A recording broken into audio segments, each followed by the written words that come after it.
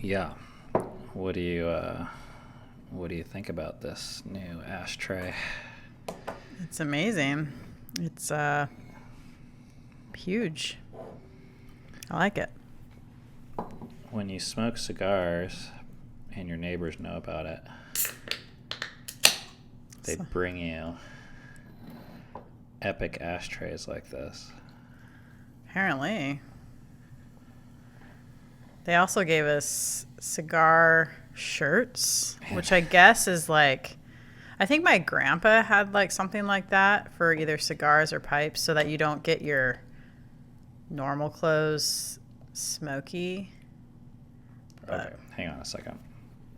I got to correct that because they gave us t-shirts with cigar brands on them. Oh, it wasn't like... Your grandpa had a smoking jacket. Yeah. Which was this red velour. Dang it. Did we get that? I gave it back to someone. Ah, shoot. But it was pretty cool, but that's a very different... I mean, they both have the word smoking in them. Yeah, okay. But I thought these were... like very classy. Or... Wasn't it like... Did you say it was red velvet? Well, yeah, it was velour, I think. It's like same idea. Oh. Are you going to be able to cut that? Oh, you don't have a normal cutter. Sure. Yeah, I can do it. All right. Okay. You haven't been on the podcast for a couple weeks, huh? Yeah, I think we took 2 weeks off, and then in between there, you had Tim on. Yeah, we definitely took last week off. Yeah, so it's been a while. Happy to be back. Yeah, let me get this. Cigar lit here, first things first. Man, this ashtray is so beautiful and clean. It almost feels like a shame to get ash in it, but... Yeah. Guess that's its God-created purpose. Well.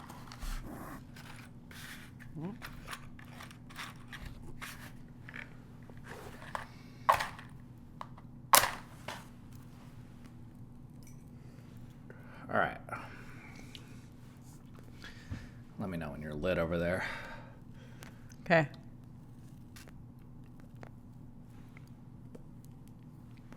Do you know I left the heat on in here? Mm-hmm. Which might be a little noisier.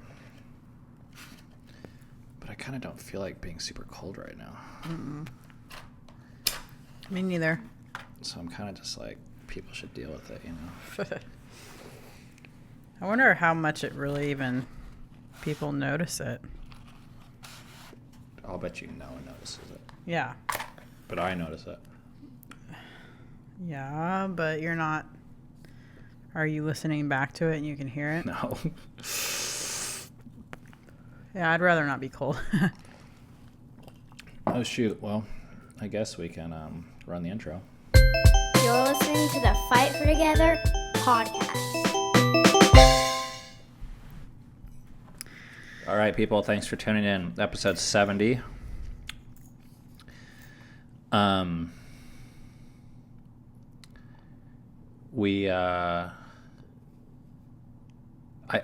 had trouble coming up with topics. I don't know why. Yeah. In one sense, it feels like you could just talk about anything. We could have people comment. I did. Well, not on the comments. Okay, so yeah. First of all, on the YouTube comments, leave a comment if you have a topic. The more specific, the better.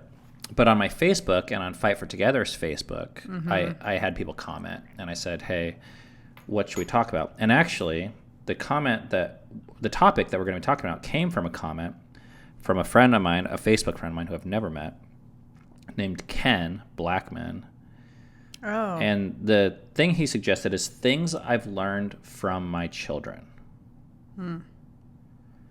Which I'm like, wow, I don't know this guy at all. Besides, I've read some of his things, and I know he's read some of mine. But I'm like, I always wonder, like, what is he talking about? Like, what did he see that makes him ask that? Or what's going on in his own life that makes him wonder that? Yeah. I feel like there's a lot of interesting or valuable things that could come from trying to answer that question. So let's do it. Okay.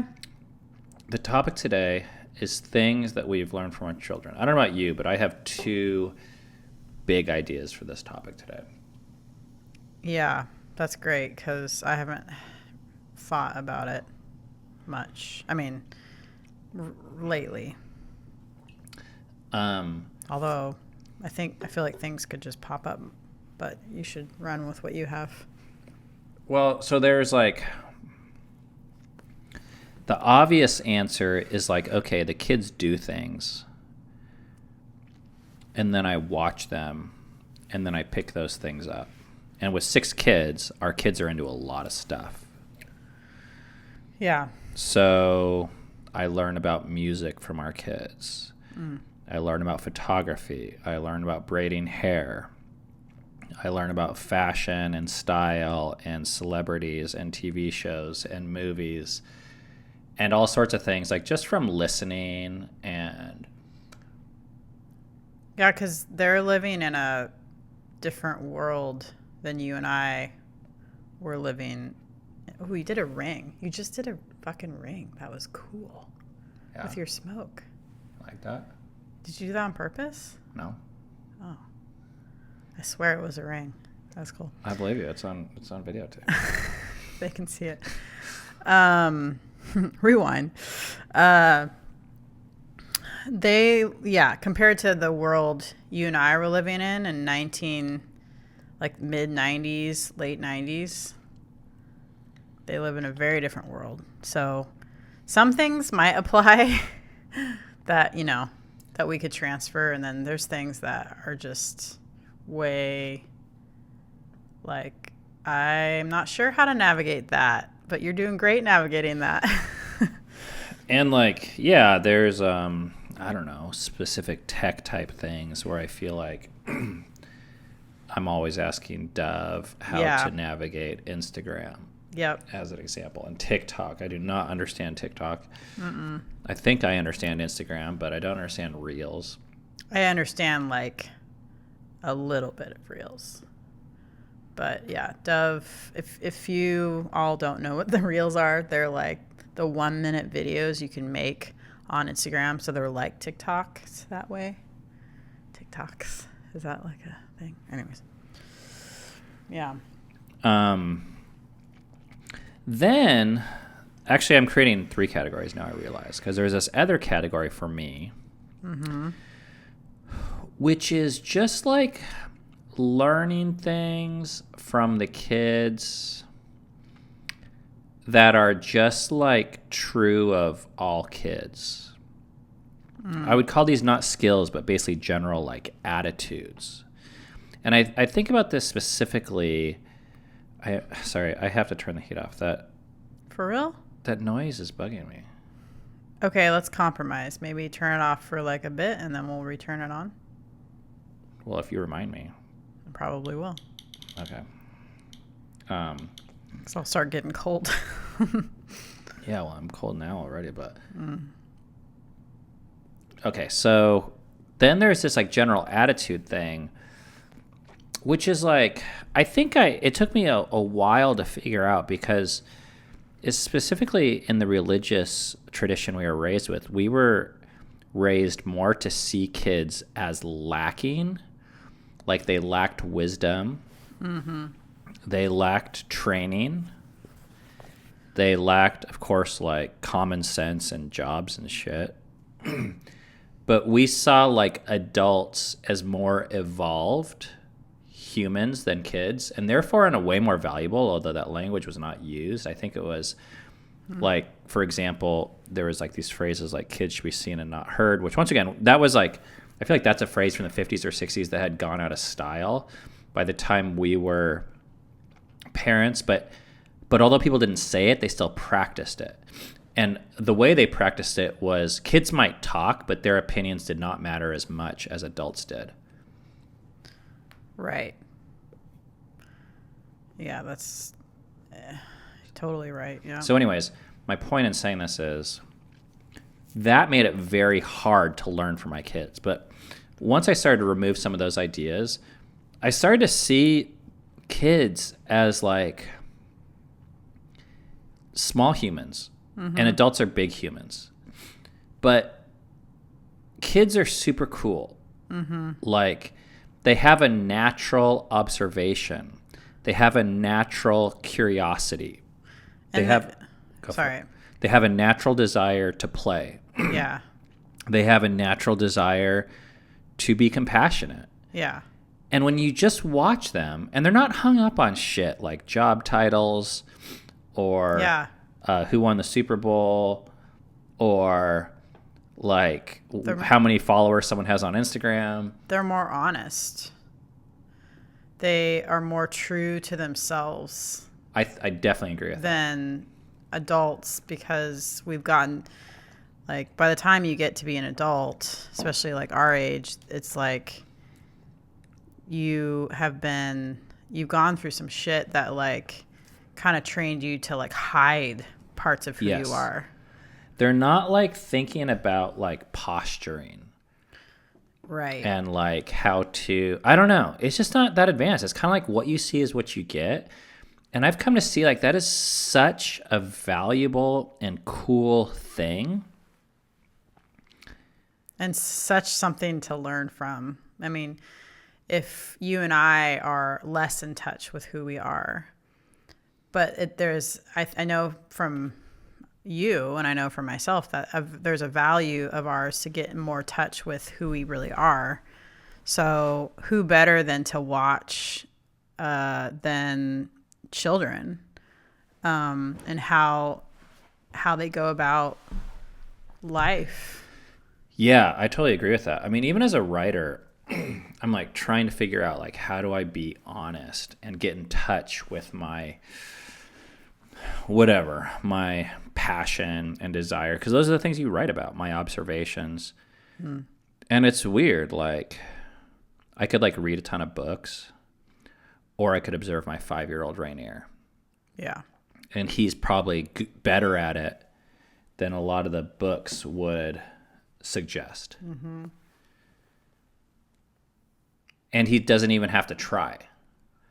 So I learn like so much just from, I don't know, it's weird because like I said, as we were raised, I was taught like adults were more advanced, which they certainly are. But that advancement, the ability to be aware of more, comes with pros and cons. Yeah. It's not just the list of benefits and pros or strengths. And it comes with forgetting a whole lot of things. Like even like, I mean, I mentioned this one kind of in passing, but how to play. Kids are so good at knowing how to ask for what they want and play. Yeah. They have very little sense of obligation. And a lot of my most difficult and yet valuable decisions from the last 5 years have come trying to rediscover and get back in touch with what I want and basically how to play as an adult, how to do that which just truly brings me pleasure. Which is, it's even sounds weird to like say that.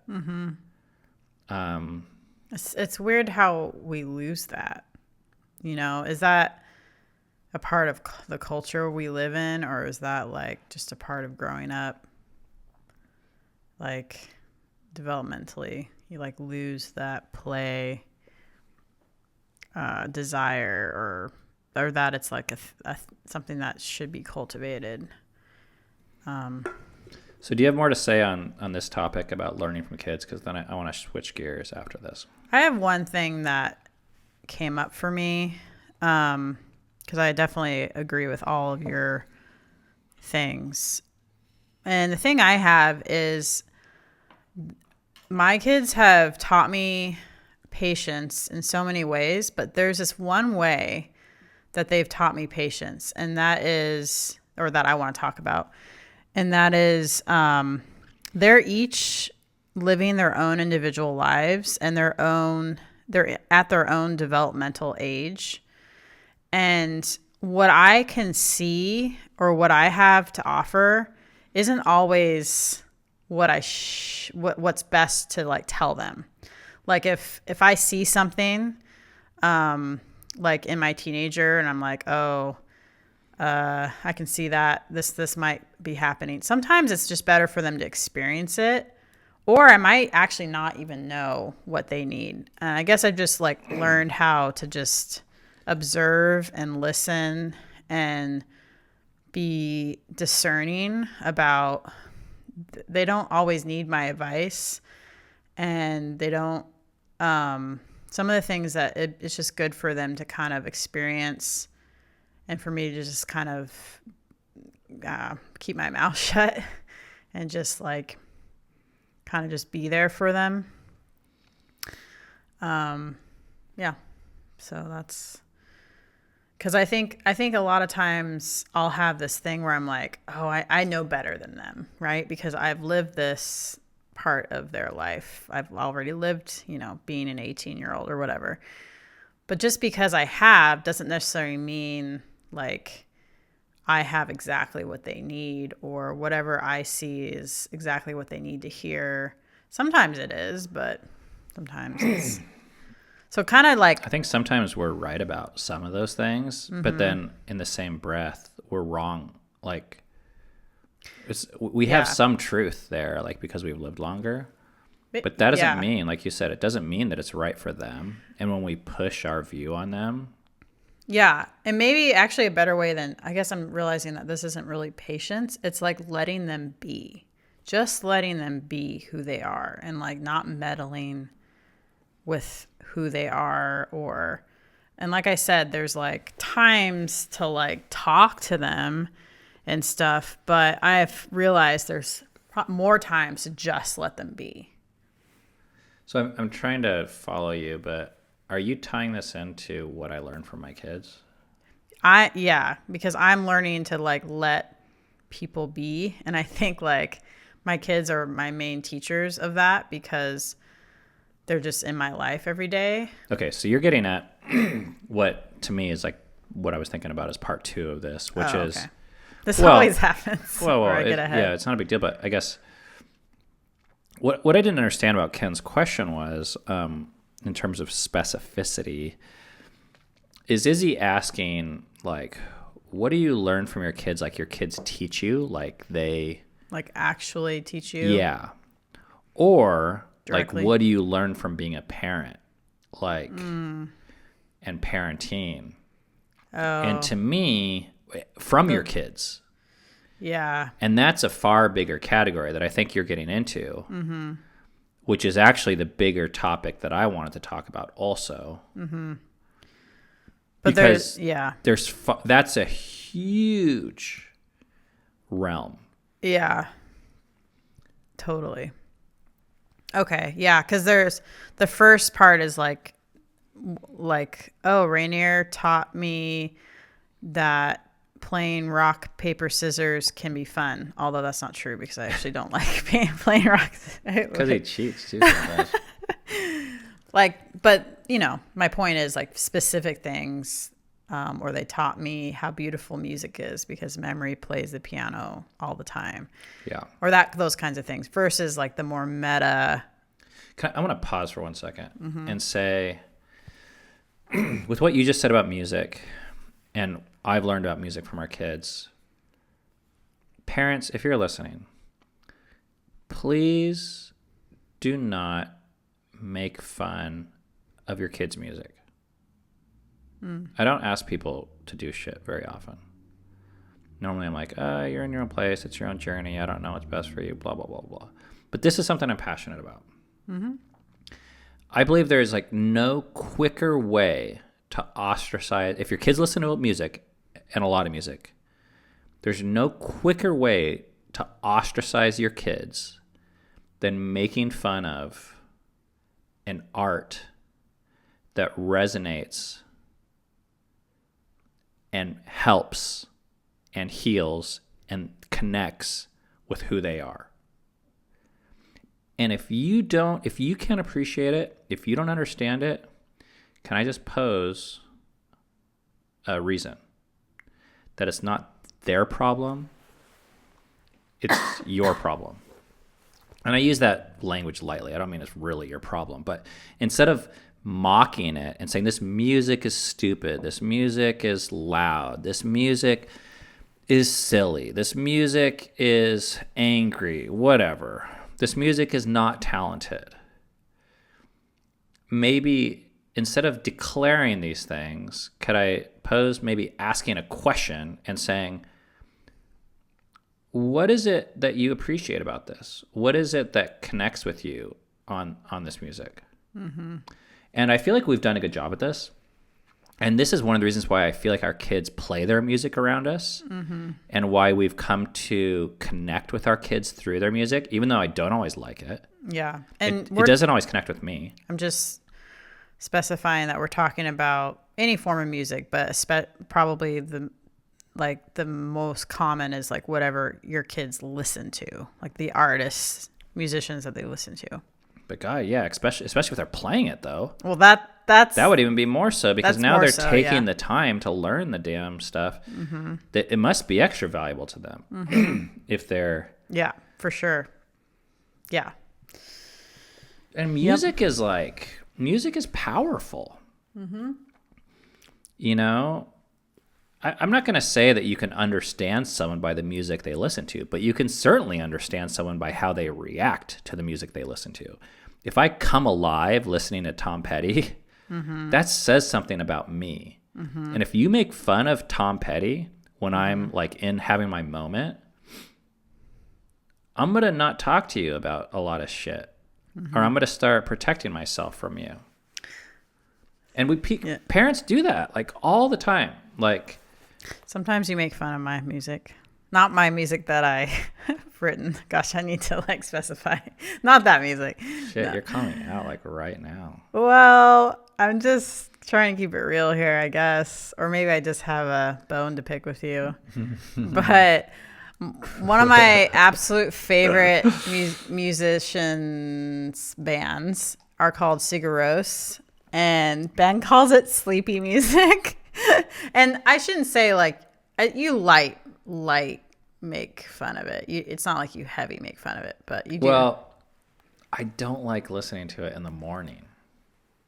Yeah. Because it puts me to sleep. Uh-huh. And you play it like loud in the morning. Uh-huh. So I'll come down, I'll be like, well, it's good waking up music. It's time to go to sleep. But I don't.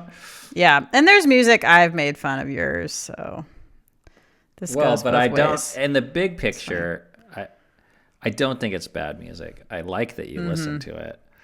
Yeah. I just don't like to listen to it, and that's probably not the best way to say it. I can see now on this podcast, now that you're deciding to call me out. So not only publicly, do we suggest not making fun of your kids' music, maybe if you have a partner, a good friend, not to make fun of their music either. If you have a fellow podcast host. Yeah. Okay. Yeah, that's cool. Taken. That's cool. Okay, I'm done with my don't make fun of your kids' music rant. The biggest way I've learned from my kids, and I have to say also, this is one of those things, okay, you and I have this disagreement about whether our kids, how we feel about our kids having kids right now. Maybe. I don't know if I'd call it a disagreement. Okay, but you feel like, oh, our kids are too young to have kids. Or I'm too young to have grandkids. Okay. Which, by the way, they're at the age, some of them are when we started having kids. And all I can think of is I am so excited for them to have kids, because kids for me was the number one learning and growing factor in my life. Mm-hmm. Way more than school, way more than any books. Maybe not more than long-term partnership. I was going to say marriage, but I was like, Or I'm posing it. I can't put that in the same category. I feel like, man, that's a tough one. Okay, well, whatever. It's in the top 2.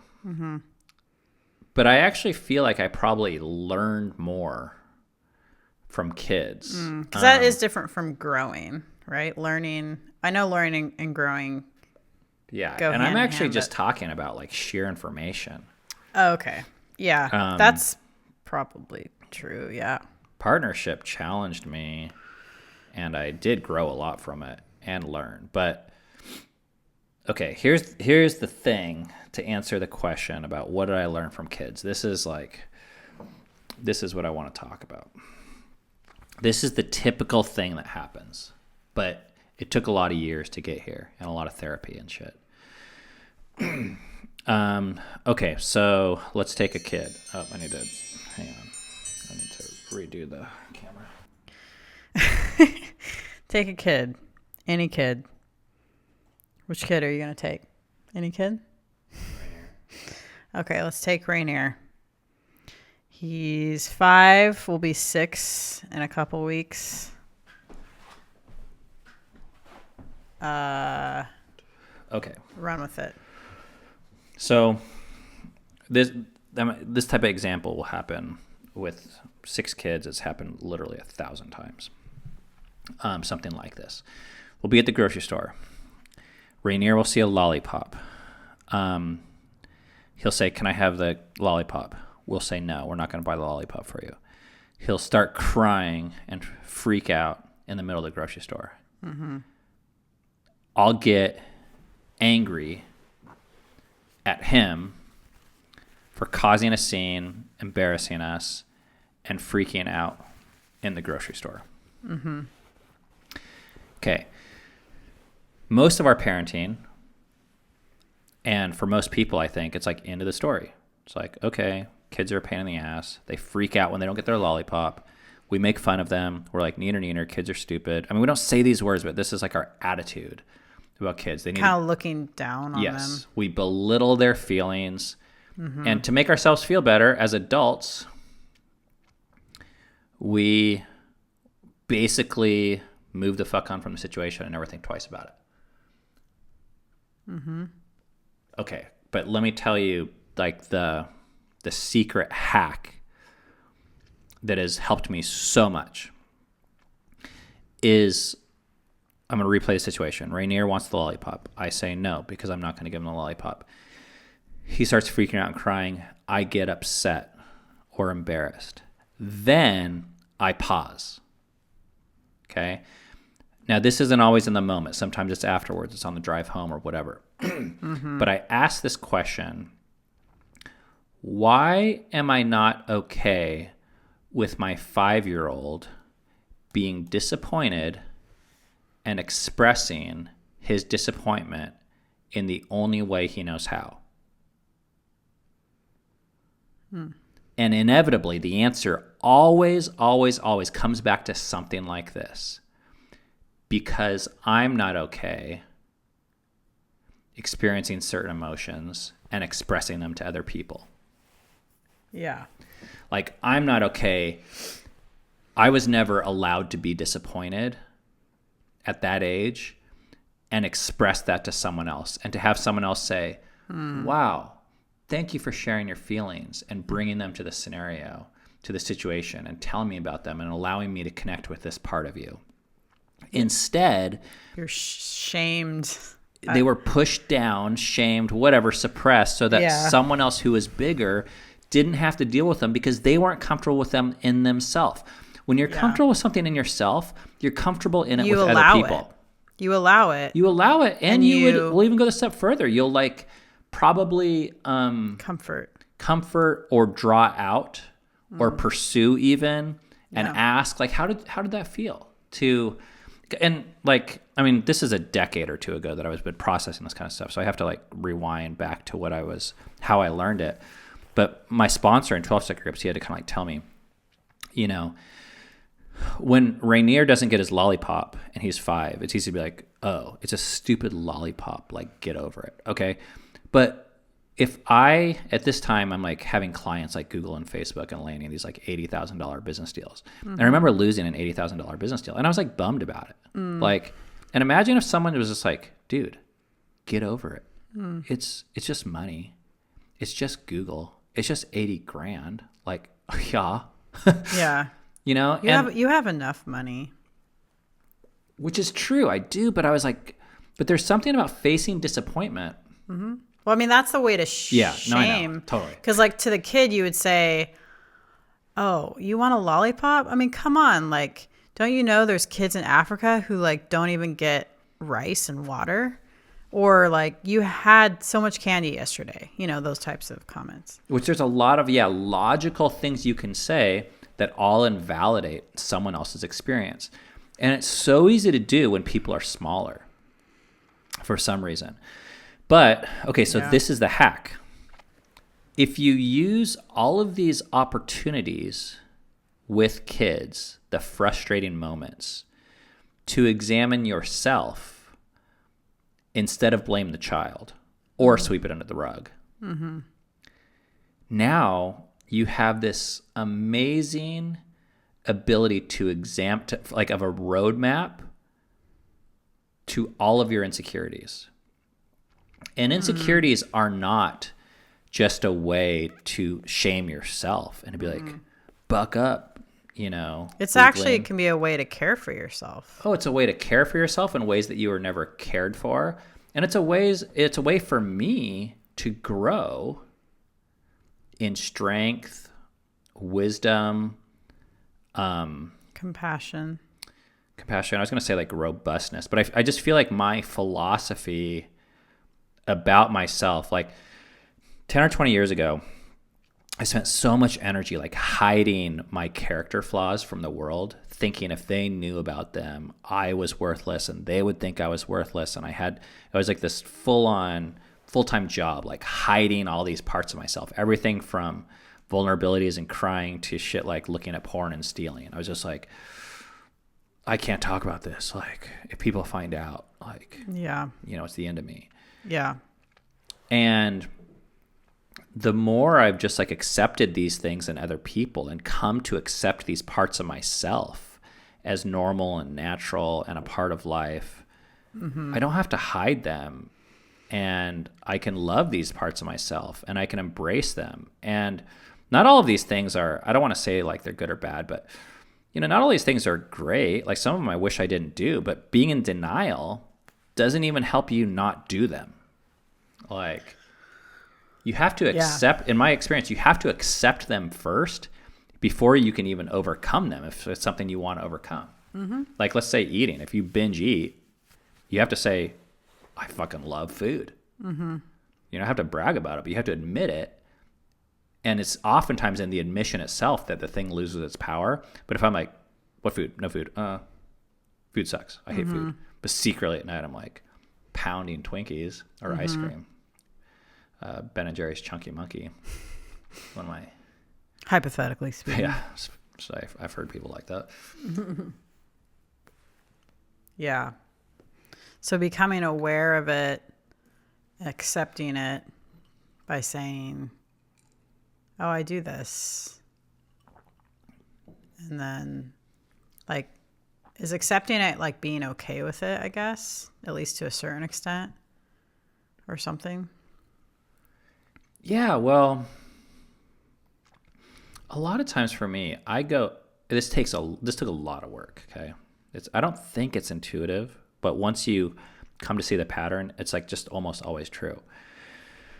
Like, if I'm not okay with Rainier crying at the age of 6, it's probably because I wasn't allowed to cry at the age of 6.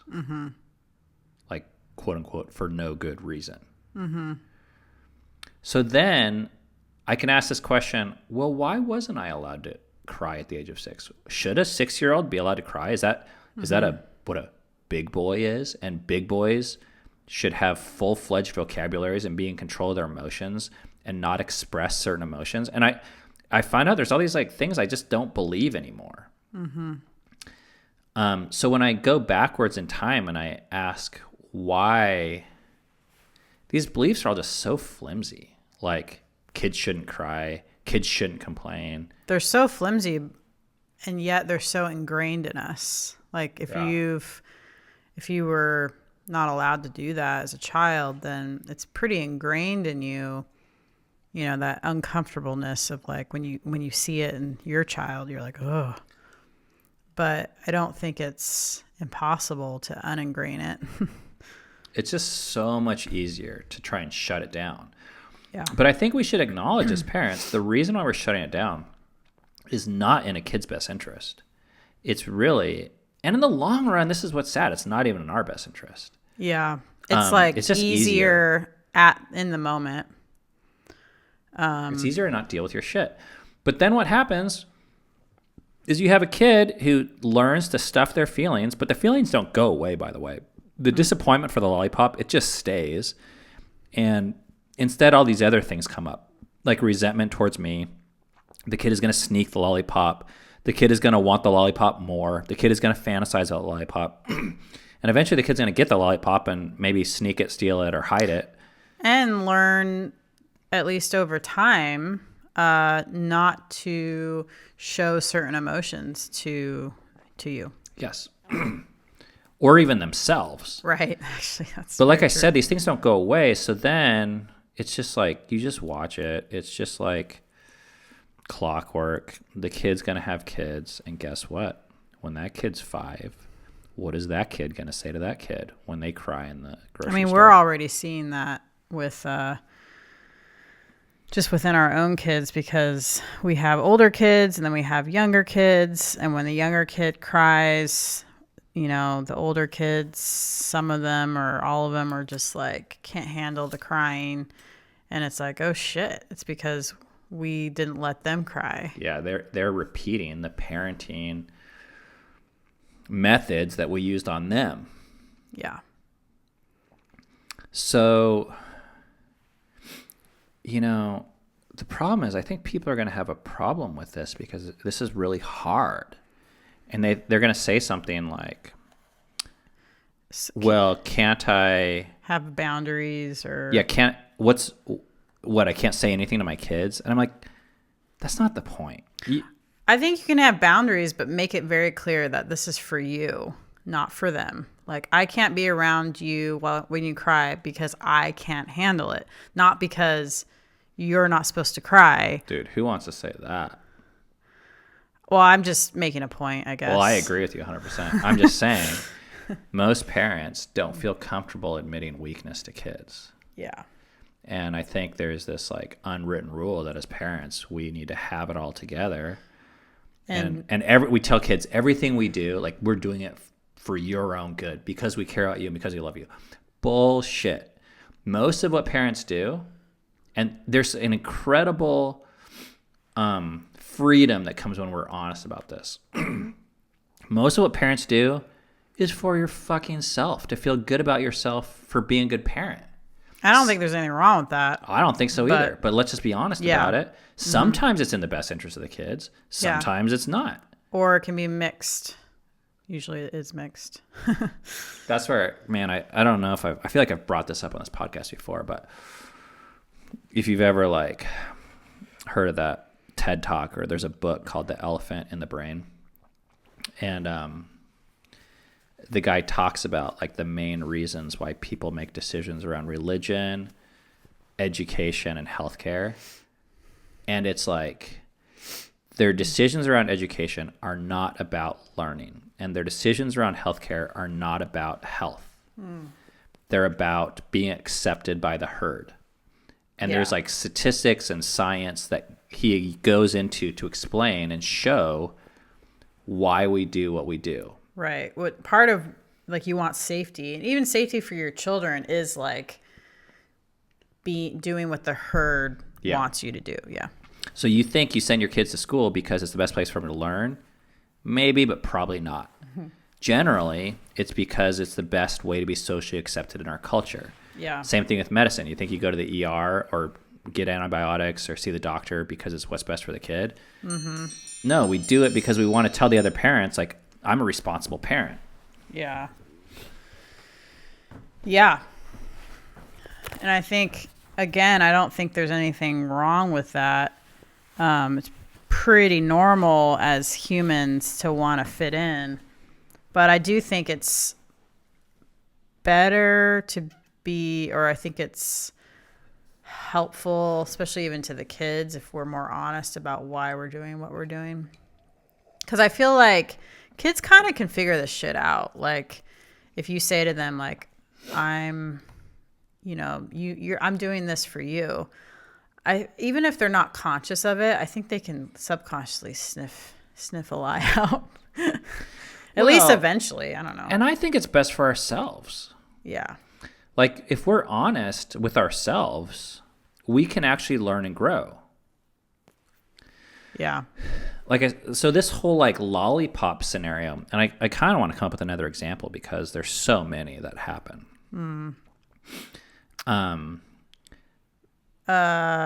Maybe your kid like is having a really hard morning and doesn't want to go to school, and you make them go to school, and they're like really upset about that and crying, and like you're saying you need to go to school because it's for you. But maybe actually it's also because you don't want to be shamed by the teacher or the principal or whatever. You want to look like a good parent, which is understandable, but calling that what it is, again. So, yeah, I think that's a big one. And a lot of our identity as adults was based upon the way that school or money was taught to us as kids. And a lot of times we think, oh, well, those are great lessons. I'm a good person. It got me where I am today. So if it ain't broke, why fix it? But when our kids, like, as an example, don't want to go to school, and we're willing to, I don't want to say abuse them because that's a strong word, but completely overlook their feelings, their mental health, their anxiety. Which doesn't necessarily mean keeping them back from school. It could even just mean you're not willing to talk it through or have them be late for school. Or take a day off, whatever. Yeah. I'm not talking about aborting the whole system like us. But if you're not willing to take a day off, you might start to realize, and if you ask why, and you realize you have this education and money has this role in your life that is so prominent that it overlooks your own mental health and your own feelings and emotions and desire to play and be curious and prioritize relationships. There's a lot, I guarantee you, whatever fallout your kid is experiencing, you've probably experienced a lot more. Mm-hmm. You've probably suffered a lot more from that mindset, which was taught to you, because it's we live in a capitalistic society where all school is basically geared for people to get jobs, and jobs are geared for people to. Where humans are for production. Yeah. And they're for a certain kind of production. And your role in society is based upon basically how much income you produce. So that comes with a lot of pressure. And cost. And a lot of good things get pushed aside for that in our life. And when a kid says they don't want to go to school, you have an opportunity now to re-examine that system for a stronger one. And I'm not saying school is worthless or work is worthless or should be just abolished from our life. But sometimes the role that it has in our life, like it's weird, but in my life, some of the poorest people I know are the people that value work the most. Like, they think of life as a 40-hour work week.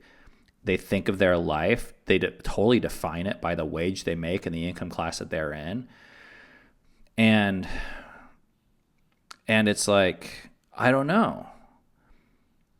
Like, I just think that there's different ways that we get indoctrinated, and these interactions with our kids it's just like having another chance. And when you have another kid or another opportunity, it's like another chance. And we just have so many chances to learn and to learn and to learn that it's almost like we need a template for how to learn from these scenarios. Because the curriculum's like right there in front of you. And there's something about, I don't know. I smell a book opportunity. Well, I have the outline written. Yeah? Yeah. I wrote it like 2 weeks ago. Well, that's cool. Yeah. Just have to get these other 2 or 3 books out of the way first. Speaking of production. Okay, I'm ready for that heat to go back on. Yeah, I was thinking about that. We have like 5 or 10 minutes left. Is it worth it? Yes. Okay. In my opinion. I'll do it for you, and mostly because if I don't, I'll get shit from people on the podcast. But this is me turning the heat up, people. You could always say you did it, but then Cammy sympathizers. I wonder if people hear that volume right there. I don't know. I hear it. My hands will thank you. They're very cold. Yeah, they're pretty icy. Okay, so I hope this wasn't too ethereal, but this is the shit that gets me really turned on.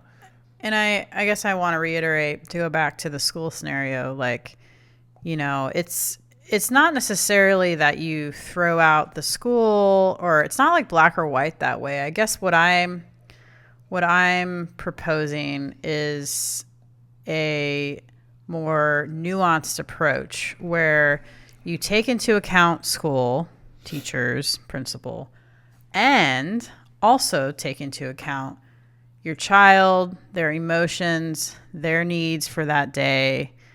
You know, hell, even your emotions, your needs for that day matter too.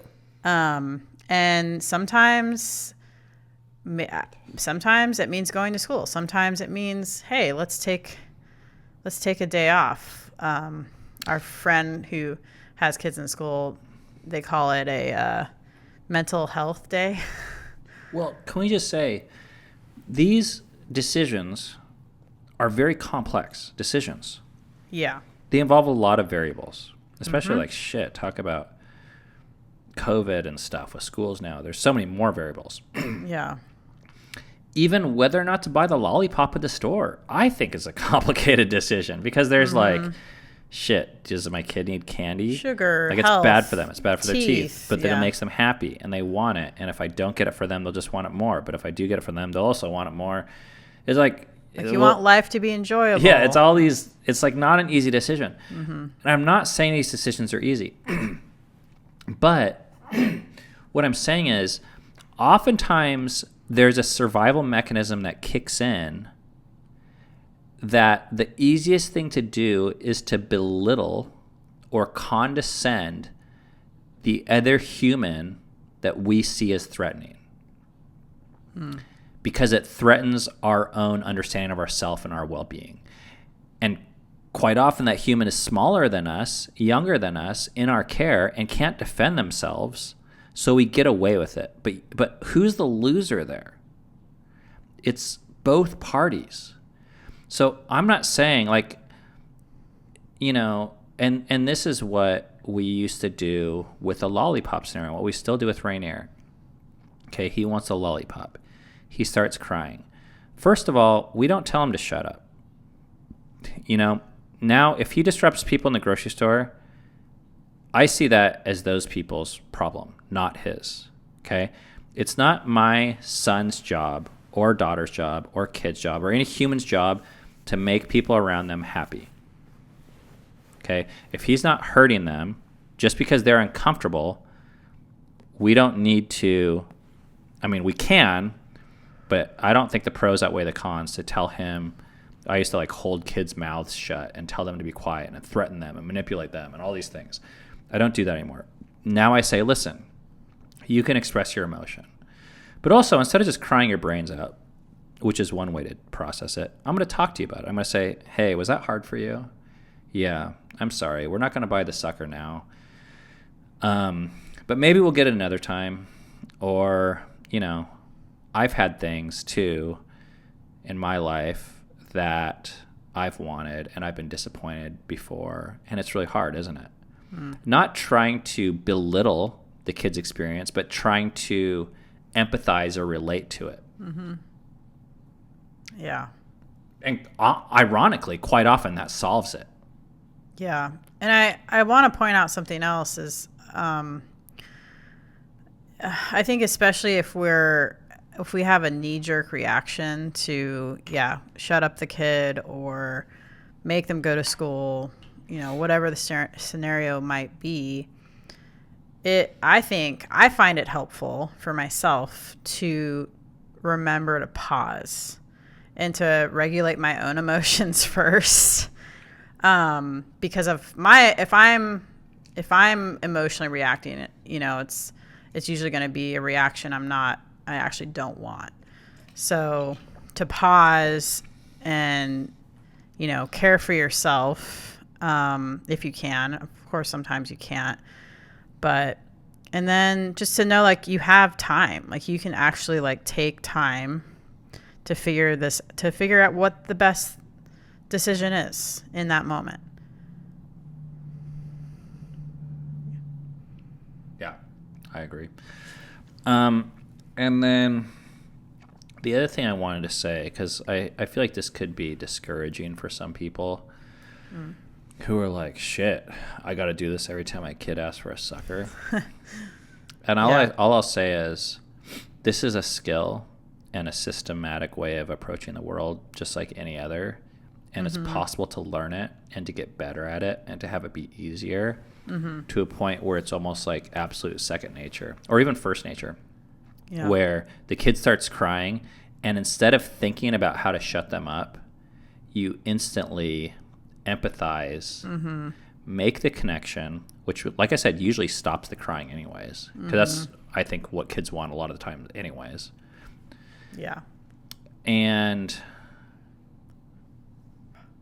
those moments become fewer and far between. Those moments being the things that make me angry as a parent. Because the more you start to accept yourself, if you grew up in a parenting system that was repressive in any way, and I think all parenting systems are in some way. I'm not calling out certain people. So if you're one of those people right now that's listening to this and like, well, that's not me. It's like, maybe you're right, but maybe you're also just blind to it. And I would bet my money on the fact that you're blind to it. Like, this type of trauma, I think, impacts all people in a Western society. Yeah. Where individualism, I mean, it's championed in one sense, but not with children. Yeah. Like, and not with systems. Like, if you're an individual trying to go against a system, you'll get killed. Good fucking luck. Yeah. So I feel like this is for everyone, but the more you start to accept these parts of yourself with kid number 1, with kid number 2, it gets easier. And year number 5, you've accepted that part of yourself. And it doesn't create this emotional trauma and turmoil again. You don't have to do all this hard work every single time all over. You don't start over. And then you start to develop new areas where, I don't know, the kids like just, I used to find myself like, here's another reason to do this shit. I used to just be like agitated like all the time with kids. And you hear people say like, kids are a pain in the ass, or I don't like kids because I don't like to go out in public. Yeah. But I think that more has to do with the older person than... Yeah, what I would say is your problem isn't with the kid. Your problem is with your mindset about what you think kids should be. Because I go out with my kid, and I don't have a problem with them. So what, is my kid an angel and your kid's not? And that's what people say to us. It pisses me off to no end. They say, oh, your kids are so behaved, or your kids are easy. My kids, I mean, this was a big one people said on the Appalachian Trail. They were like, oh, you guys hiked 2,000 miles. My kids would be crying in the parking lot. And I'm like, what the fuck? You don't think our kids were crying in the parking lot or every damn day? Like, we had a shit ton of tears. But we learned to face them, I think, because of this mindset here in this podcast. We saw those tears as opportunities for connection and learning and growth. And it's not for everyone. Like, I'm not saying everyone should launch out on the trail, because if you don't know how to handle the tears or even have a good way to sort out, like, so you don't get too depressed or overwhelmed as a parent, it can just be completely overwhelming. And I get that. I'm not trying to say this is easy. Like, this is, for me, to get to this point, was like 8 years of 12-step groups with a sponsor/mentor. Then probably like 5 years of introspection and journaling after that, continually each time my kid would, quote unquote, act out. And then like almost 5 years of therapy. Mm-hmm. And honestly, like, I still have social anxiety when I go out with my small kid. It's hard for me. I have less of it, but I can now see that that's not his fault. Like, my social anxiety is mine, like mine to take responsibility, not to take it out on him. And I did for a lot of years. That's not how I operated. Which even that is so huge, because if you have social anxiety, okay, and then you see, like, when you go out, your kid being loud is like causes you anxiety, so you try and shut the kid up. Yeah. And we blame the kid. Yeah. It's not addressing your social anxiety at all. Right. It's not fixing it. It's not solving it. It's not getting at the root of it. It's merely getting angry at a symptom. Right. And shutting the symptom up, which creates other long-term effects. Mm-hmm. The second you're able to say, oh, maybe it's not the 5-year-old. Mm-hmm. Maybe it's me. Then, I mean, some people see that as like condemning or hard, but that's so cool, because you can ask, where did this come from? Mm-hmm. How do I get better? Yeah. Like, do I have to live with this for all time? Are there ways to deal with this or cope with this or heal from this? Or, like, does everyone have this? Like, but you can't ask that as long as you're blaming a 5-year-old. Right. Yeah.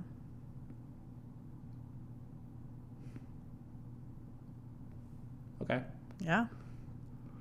Thanks for the question, Ken. Yeah, that was enlightening. I think Ken lives in Vegas, and I want to meet with him someday. Oh, cool. Yeah. All right. Thanks for listening. Yes. Thank you. You could leave a comment on our YouTube, this YouTube video, and tell us what you'd like to see future podcasts about. Mm-hmm. Also, to plug the merch, we got these 2 hats here, Compliance Kills and Hike Your Own Hike. They're both available on the merch store. Also, if you haven't read our book yet, 2,000 miles together. Story of the largest family to hike the Appalachian Trail. Woohoo! Which this book is so good. Guess who's actually reading it now? Me. Where are you at? Chapter 1. Still. But I read, like, there was like a preface and an introduction. I read all. I told you to skip that stuff. Well, I didn't want to. Also, I have an album. Hang on, I wanted you to hear you talk about my book a little more. Oh. How's the first chapter? I'm enjoying it. I mean, I actually think it's valuable that I waited this long. I mean, I know that sounds like a cop-out, but... Yeah, it does.